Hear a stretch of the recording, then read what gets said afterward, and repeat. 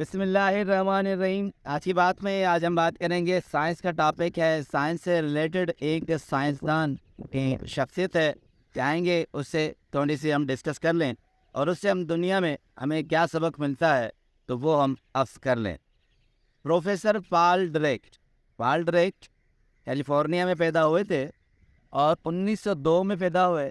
1984 میں ان کی وفات ہوئی، مگر دنیا میں بڑا نام کمایا اور دنیا میں بڑا نام کیا کہ دنیا میں نیوٹن کے بعد جو آئنسٹائن اور نیوٹن کے بعد تیسرا جو نام آتا ہے وہ پروفیسر پال ڈیرک کا آتا ہے۔ انہوں نے دنیا کو ایک نئی تھیوری دی جو ان دو شخصیات کے بعد انہوں نے اس کو ایکسپلین نہیں کیا تھا۔ پال ڈیرک نے نیو پارٹیکل تھیوری دی جو ایٹم کے چھوٹے سے چھوٹے ذرے پر بحث کرتی ہے۔ انہوں نے یہ کام جب کیا تو کہتے ہیں کہ فزکس کی دنیا میں بہت بڑا انقلاب آ گیا اور دنیا حیران رہ گئی۔ اور اس کے بعد بڑی بات 1922 میں پال ڈیرک کو نوبل انعام ملا، اور اس کے بعد چھوٹے چھوٹے اتنے انعام تھے کہ ان کی کوئی بھی گنتی نہیں ہے۔ نوبل انعام یافتہ فزکس کے نیو پارٹیکل کو جو انہوں نے چھوٹے سے چھوٹے ذرے کو ایجاد کیا اور اس پر بحث کی، اس کو پوزیٹرون کہتے ہیں۔ پوزیٹرون کے اس ایجاد کے بعد دنیا میں ایک نئی بحث نکلی جس کو پال ڈیرک نے ایکسپلین کیا۔ اب آتے ہیں کہ 1984 میں جب وہ فوت ہوئے تو نومبر کے شمارے گارجین میں ایک مضمون چھپا تھا، اور اس مضمون میں جو ٹائٹل پال ڈیرک کو دیا گیا وہ دیا گیا پروفیسر آف اینٹی یونیورس، یعنی اینٹی یونیورس کا بابا آدم۔ یعنی انہوں نے اتنے چھوٹے سے چھوٹے ذرے کو دریافت کیا، اس پر بحث کی جو عام طور پر خوردبینی سے بھی نظر نہیں آتا، مگر اس سے ساری میکینیکل اور فزیکل چیزیں نکال کر پال ڈیرک نے ہم دنیا کو ہمارے سامنے لے آئے۔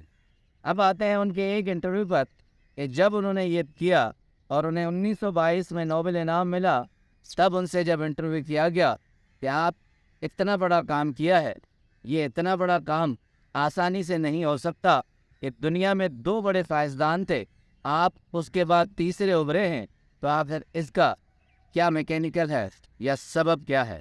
تو چھوٹا سا فارمولا انہوں نے دیا جو ہم سب آپ استعمال کر سکتے ہیں اور اپنے دماغ کو یوز کر سکتے ہیں یا یوٹیلائز کر سکتے ہیں۔ انہوں نے کہا کہ کوئی زیادہ میکینیکل میکینزم نہیں تھا، میں سمپل جب بھی مطالعہ کرتا تھا تو فرش پر لیٹ جاتا تھا، اپنے پاؤں گھٹنوں کے اوپر رکھ دیتا تھا اور پھر تکیہ لگا کر پڑھتا تھا۔ اس سے میرے سارے جسم کا خون میرے دماغ پر آ جاتا تھا اور میرا دماغ تیز چلنے لگتا تھا اور کام کرنے لگتا تھا۔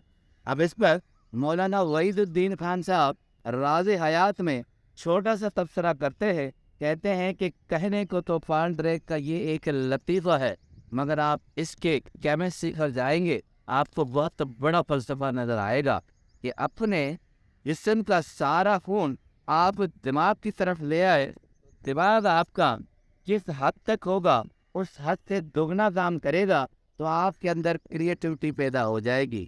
مولانا وحید الدین خان صاحب کہتے ہیں کہ ہم چھوٹی سی غلطی یہ کرتے ہیں کہ ہم اپنی قوت کو دو حصوں میں بانٹ دیتے ہیں، اور وہ قوت جو الگ الگ حصوں میں ہوتی ہے اپنے طور پر کام نہیں کرتی۔